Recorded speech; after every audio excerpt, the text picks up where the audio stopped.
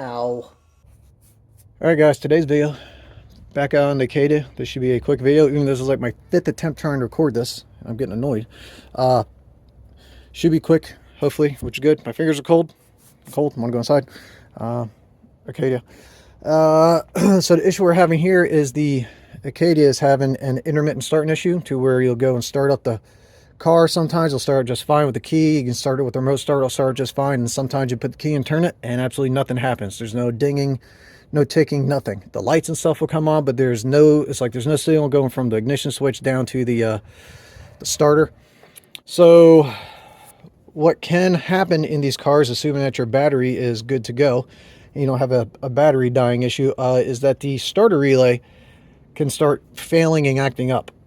This is the one we're going to replace it with, per Rock Auto. This is the part number. Okay, this is the number on the relay itself. The new one is 8385. Okay, it's different than what is the one that was currently in the car, but this is supposedly maybe a newer style 35 amp GM replacement relay. I already looked, and all the numbers and everything are still the same on it, swapping it out. So we're just gonna kind of switch this out. So first and foremost, up in here underneath the fuse box, you have a clip here on the top side, and clip here on this side. You just take a screwdriver or your fingers, if your fingers aren't frozen, take a screwdriver, pop it in and loosen it up, and you pull the lid off.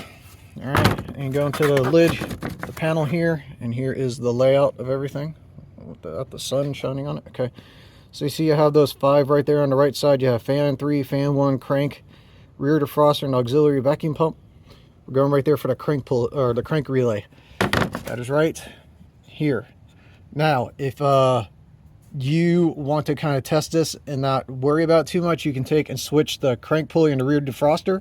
But seeing that this is now wintertime, the rear defroster is kind of needed, so we're not going to go about that. I'm just going to swap out the relay altogether. It's fairly cheap. I think actually this one came from Amazon. Even I got the part number for Rock Auto, and it was like maybe $8 or something like that. I'll link in the description. But yeah, so right there, that one is going to go and replace this 2752. Okay, so you just kind of take, lift it up and pull it up. Okay, all right, and just put this one down in its place. And I mean, that's how you switch out a relay. So if you want to just switch those and see if it makes any difference, it's good to go. But I think this new 8385 replaces all these other different number relays. It's 35 amp and all that. But yeah, that's how you do it. And like I said, if you want to just switch those out and try and see if that does it, by all means go ahead and save yourself some money on that, because the rear defroster is used substantially less than the crank relay. So it's pretty much, that's it. Not a difficult thing. So yeah, maybe, hopefully this should, if you're having this issue, this should fix your issue as well.